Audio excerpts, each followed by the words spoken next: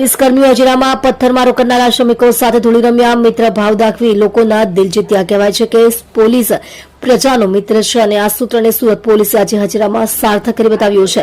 હજીરા વિસ્તારમાં તાજેતરમાં જ જે શ્રમિકોએ પોલીસ પર પથ્થરમારો કર્યો હતો, આજે તે જ શ્રમિકો સાથે સુરત પોલીસના જવાનોએ ધામધૂમથી ધૂળેટી પર્વની ઉજવણી કરી હતી.